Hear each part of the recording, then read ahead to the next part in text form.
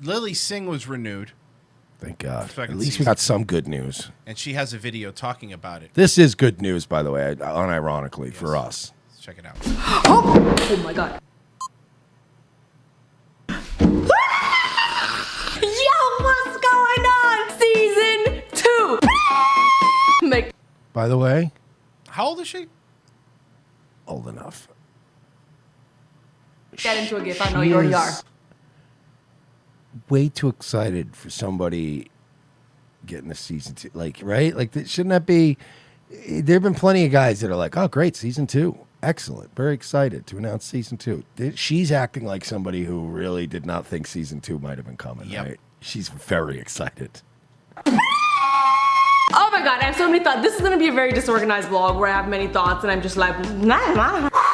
If you haven't already heard, A Little Late with Lilly Singh is getting a season 2. You should have heard because literally I've been posting it on my Instagram, my Twitter, my YouTube, my motherfucking Tinder, everything. She's like out of breath and everything. She sounds like Lance, the rapper. And this fake excitement is bullshit because she knew like 2 weeks ago. I really, really do value time where I can just talk to you directly into the camera. No one else is here. Like, there's no execs, there's no team. It's just you I valued it so much that I left doing this to go do a late night show with a bunch of NBC executives watching my every move.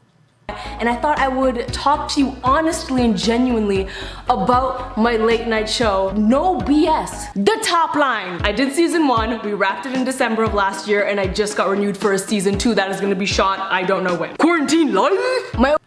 Don't pretend like don't pretend like your shooting schedule wasn't a mishmash train wreck like fucking Apocalypse Now was.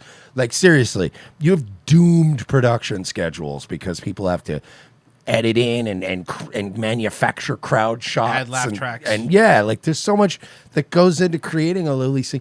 God, it really makes me, again, I was watching this weekend, one of my favorites. I was watching some old Letterman stuff. That guy just came out, banged out a show and left. It was it. Came out, banged out a show. Everything you heard on that show were people reacting to Bill Murray or you know what I mean? Like, it was always just people talking and having a good time. Bing, bang, boom. Paul Schaefer, play us out. Let's get the fuck out of here. And it's done. It was whipped up, thrown into a tape, and delivered at fucking 30 Rock that day. And it was on the air that night. It was boom, done, easy. That's why you don't know. You stop. Oh, that makes me mad. She's pretending like, you know, Corona really fucked us up, guys. You have how many episodes in the can that never saw the light of day? She should be Coronavirus Network's dream right now because you're like, whoa, hey, at least we got all this Lilly Singh archive footage, but they're not even releasing it, Lilly. That's how bad you suck. My overall thoughts and feelings are I am so excited. I am beyond honored. Actually, you know what? No, I'm excited. I'm also very nervous. I'd be lying if I was like, oh, I'm just happy. No, I'm friggin' nervous. And I feel like puking all over again, as if this is season 1 all over, as if I've never done this. Because, like Mike said earlier, you never planned on getting a season 2. You never thought, you knew in your heart of hearts that you were bad. You knew that this wasn't looking good. So you're excited, you're nervous because you're like, Jesus Christ, they fell for it? Before, this is the first, I'm gonna puke. Season 1, let me break it down for you. We shot She really is. She reminds me of the salesperson on the showroom, the floor that like literally they go, all right, yeah, we'll take it. And they go, really? Oh, okay. And then they have to go run and get the sales manager and they're like, I've never filled an invoice out before. How do I do this? How do I do this? Episodes in 3 months. And if you're thinking that's a lot, you're right. It is unlike Wait, any I have to other answer a late night question host. in the chat. Sean O'Brien has a valid question. So why haven't they canceled her? Sean, have you ever tried firing a bisexual woman of color? Hiring them's easy. That's easy. You get the little pat on the back. Hey, look at how diverse we are. You ever tried getting rid of one in the middle of the SJW age? Imagine if they tried to fire her right now. It would be everything else shit going show. on. Imagine all the bad press they get. Imagine how her management team and everybody would start slipping things to the press about, oh, they never wanted her to work out. They actually said that this was just, they just did this to placate the internet audience, and they were going to get rid of Lilly. They were always going to get rid of Lilly and replace her with a white man. Trust me, that's why she's not fired. She's not fired because she was so fucking good. She's still there because it is impossible to fire women. Not even just in television, dude, go to any job.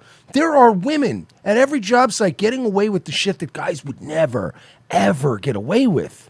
ever in a million years. They just don't.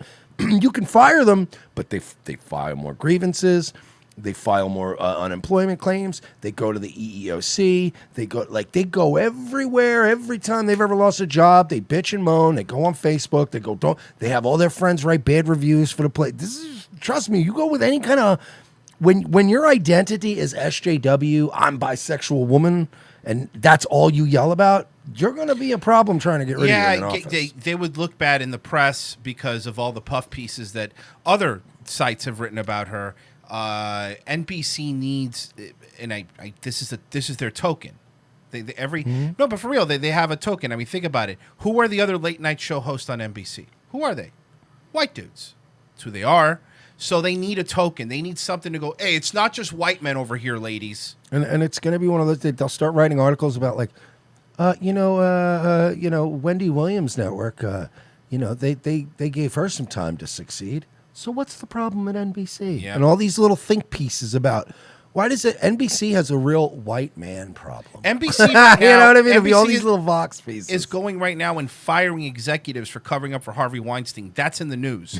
So, no, it's going on right now. That's a lot. You're right. It is unlike any other late night host. They usually shoot year round because of budget and scheduling and just other things I had going on in the year. We shot 96 episodes in 3 months. Because of budget and schedule and other things. How many aired? I don't know. Not all 96. Did we get 96 episodes of Lilly Singh show? I don't think so. I don't think so. And let me just candidly tell you what that was like. Very hard.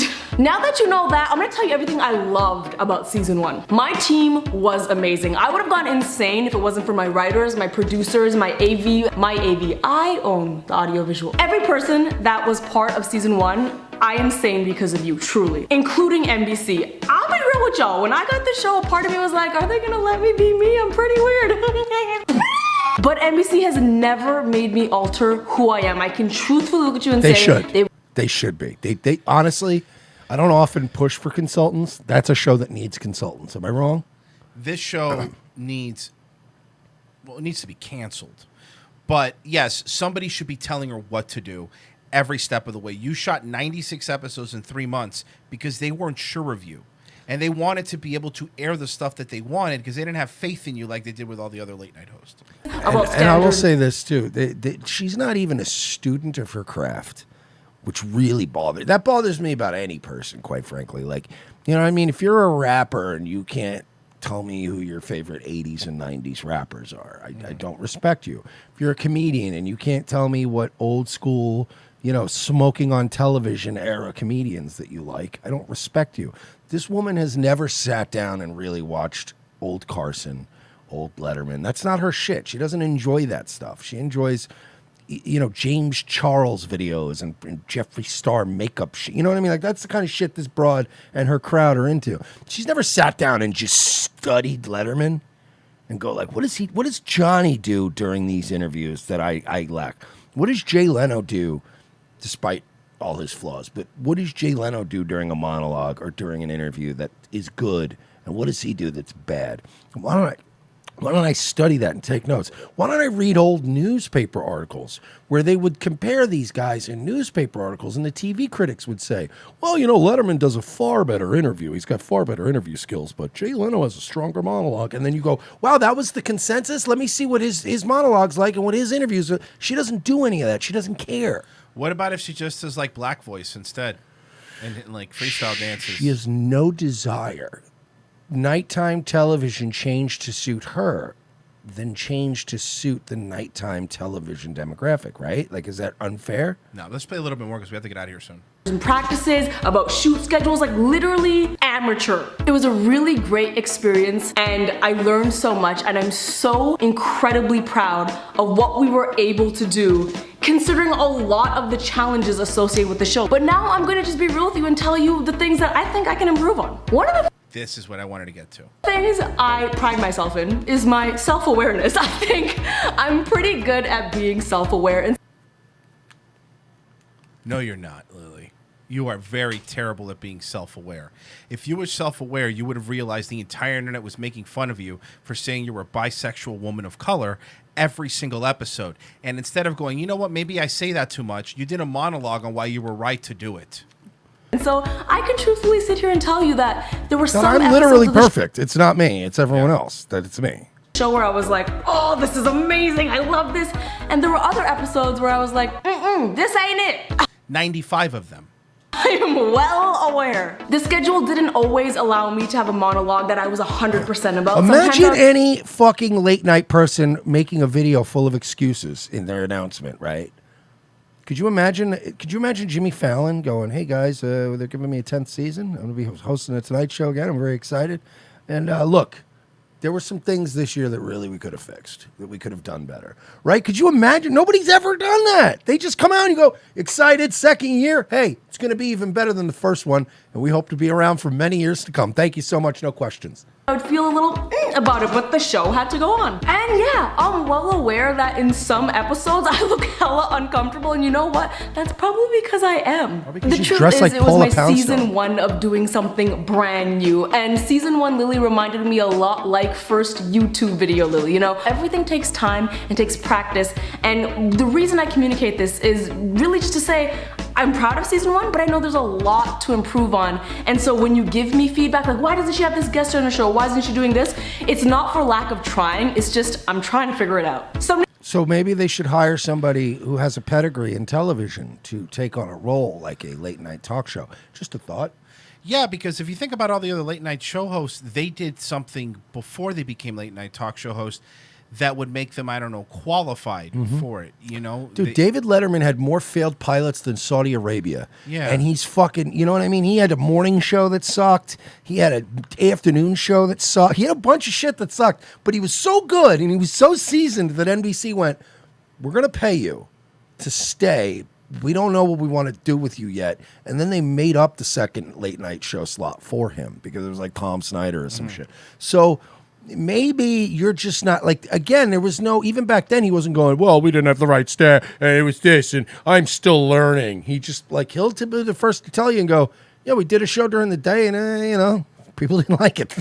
I had to go back to the drawing board and figure out something people did like. But it was never like a thing where it was like, guys, I'm still figuring this out. Like, you don't say that, right? They're supposed to be bringing in seasoned professionals for television. Many times I've been tempted to respond to comments like, why isn't this person on your show? And I'm like, oh, it's because of their schedule. It's because they have a PR team that does this. Why aren't you playing this game on your show? Oh, because legally we can't do that. Why aren't you doing more sketches? Because when I shoot one for my YouTube channel, it's this much money. And when you shoot it for the show, it's this much money. Then, okay, hold on. Whoa, hold on a second. Wow. Hold. Wow. Fucking phone. Okay. All right. Then why do your YouTube sketches look like the same exact quality as your high budget NBC sketches? Because if that's the case, explain that to me. Because we've seen her YouTube sketches, we've seen her NBC sketches. Do you see any discernible difference in quality between the two? No. No, right? No. There's none. So that makes no sense. No, they're the same. There are so many things I have learned, and I feel like going into season 2, what I'm really excited about is taking all that knowledge, all the times I've made mistakes and stumbled and was confused. Now I know all that stuff. I still have a lot to learn, but I know some stuff now, and I can. So you get a TV show and you get to wing it. Just get a TV show and fucking Brendan Schaub over here. Let's just give her a TV show and hopefully she'll learn. But that's what I mean. This is unacceptable. Television is a fucking professional format. Say whatever you want. I know it sucks now, whatever. We can all have that arguments about, well, this show. Even a shitty show, even Criminal fucking Minds requires people to be hired for that project that are at least proficient in what they do. Whether you're a cameraman, whether you're an editor, whether you're an actor. Now I get it. Joe Mantegna and the gang aren't the fucking top-notch. They're not going to be winning Oscars anytime soon. But they're all proficient at what they do. This woman is basically saying, yeah, they gave me a late night show. I don't know what the fuck I'm doing. I'm winging it. Could you imagine saying that in any other job, dude? You'd be fired. No, I don't know. I bullshitted my way into this job. I don't know how a nuclear reactor works. Explain it to me. What is it? So I push this. If this thing turns red, then I got to call somebody? What do I do? Yeah, she's like the Homer Simpson of the fucking late night show host, except Homer Simpson's likable. Yeah, unbelievable, man. Yeah, Homer Simpson is going to die surrounded by loved ones. His fuck grandkids. Can step into season 2 just that much better. So yes, I am very proud of season 1. I'm super excited for season 2 to improve even more, to break the format even more, to learn how to be more comfortable. The last Lily, thing I'll if I say had to is, explain, if I just fucked a woman, okay? Gross. I know, right? Gross. If I just fucked some woman, right, and I had to spend 4 minutes and 55 seconds making excuses for why she didn't come, and then I had the balls to, at the end of that little fucking speech, go, I'm still really proud of the dicking you got. That's what she's doing here. If I sat there for 3 minutes and went, you look, I've never had sex before. It's all new to me. I don't know. I was very confused. I've never seen a vagina. That kind of scared me, freaked me out a little bit. But we got through it. And hey, you know what? I'm pretty proud of it, right? Like, you'd be laughed out of the fucking room. Yeah, but what if you were like, yo, dog, I'm going to fuck you right now? I don't think that would help. You don't think so? No. Just trying. Trying to do this. She's awful. She's so awful.